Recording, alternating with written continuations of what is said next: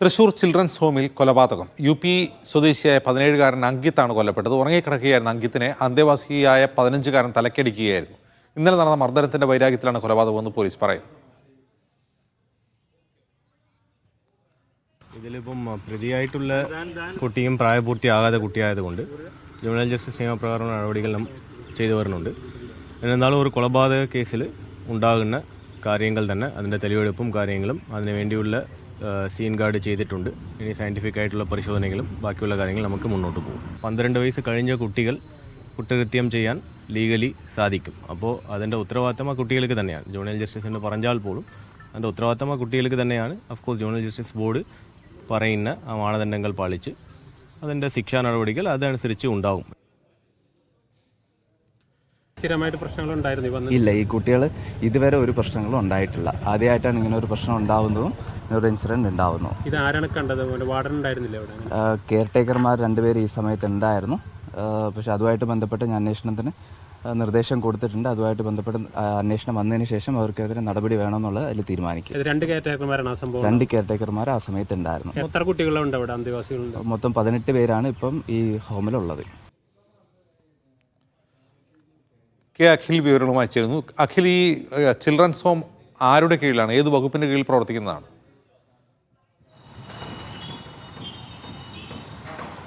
ജിംസ് ശിശുക്ഷേമ വകുപ്പിന് കീഴിൽ പ്രവർത്തിക്കുന്ന സർക്കാരിൻ്റെ ചിൽഡ്രൻസ് ഹോമാണ്. തിരുവനന്തപുരത്ത് ആസ്ഥാനമായിട്ടുള്ള ചിൽഡ്രൻസ് ഹോമുകളുടെ ഭാഗമായിട്ടുള്ള ഒരു ചിൽഡ്രൻ ഹോമാണ് തൃശ്ശൂരിലുമുള്ളത്.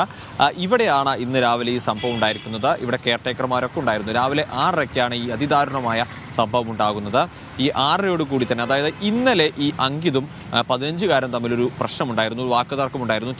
അവരങ്ങോട്ടും ഇങ്ങോട്ടും ചില കാര്യങ്ങൾ പറഞ്ഞു, മോശം വാക്കുകൾ ഉപയോഗിച്ചതിൻ്റെ പേരിൽ ഒരു തർക്കമുണ്ടായിരുന്നു. അതിന് പിന്നാലെ ഈ അങ്കിത് ഈ 15 വയസ്സുകാരനെ മുഖത്തിടിച്ചപ്പോൾ ചുണ്ടിന് മുറിവ് പറ്റുന്നു, ഒരു ചെറിയ മുറിവൊക്കെ സംഭവിച്ചിരുന്നു. അത് ഇന്നലെ തന്നെ കെയർ ടേക്കർ ഇടപെട്ട് പരിഹരിക്കുകയും ചെയ്തു. ഇന്ന് രാവിലെ ഈ 15 വയസ്സുകാരൻ പല്ല് തേക്കുന്ന സമയത്ത് ഈ ചുണ്ടിൽ വേദന അനുഭവപ്പെട്ടു. ഈ വേദന അനുഭവപ്പെട്ടപ്പോൾ തന്നെ ഈ 15 വയസ്സുകാരൻ അതിൻ്റെ അപ്പോഴുണ്ടായ ഒരു മാനസിക സമ്മർദ്ദത്തിലും ആ ഒരു വിഷമത്തിലും ഈ 15 വയസ്സുകാരൻ തൊട്ടപ്പുറത്ത് പണി നടക്കുന്ന സ്ഥലത്തുണ്ടായിരുന്ന ഒരു ചുറ്റിക എടുത്തുകൊണ്ടുപോയി കിടന്നുറങ്ങുകയായിരുന്നു അങ്കിതിൻ്റെ തലയ്ക്ക് അടിക്കുകയായിരുന്നു. അടിച്ച ഉടനെ തന്നെ ആശുപത്രിയിലേക്ക് കൊണ്ടുപോകാൻ ശ്രമിച്ചെങ്കിലും മെഡിക്കൽ കോളേജിൽ വെച്ച് മരണം സംഭവിക്കുകയും ചെയ്തു.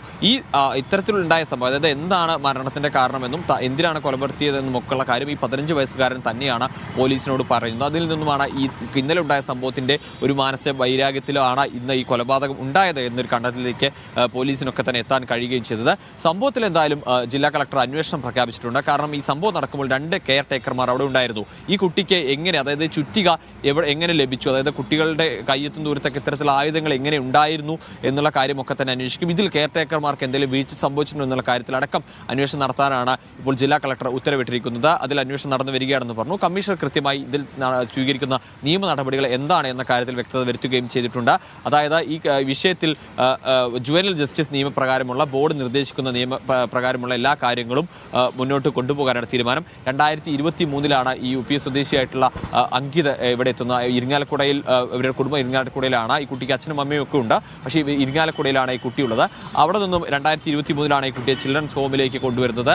അതിനുശേഷം 1 മാസം മുൻപാണ് ഈ കൊലപ്പെടുത്തിയ 15 വയസ്സുകാരൻ എത്തുന്നത്. 1 മാസം മുൻപാണ്. അതിനു മുമ്പ് തമ്മിൽ പ്രശ്നങ്ങളൊന്നും ഉണ്ടായിരുന്നില്ല എന്നാണ് അധികൃതർ നമുക്ക് വ്യക്തമാവുകയും ചെയ്യുന്നത്. ഇന്നലെ രാത്രി ഉണ്ടായിരുന്ന ഒരു പ്രശ്നം, ആ പ്രശ്നത്തിന്റെ വൈരാഗ്യത്തിൽ അതിലുണ്ടായ മാനസിക സംഘർഷമാണ് ഈ കുട്ടി രാവിലത്തെയുള്ള കൊലപാതകത്തിലേക്ക് നയിച്ചിട്ടുള്ളത്. അജിംസ. ശരി അഖിൽ.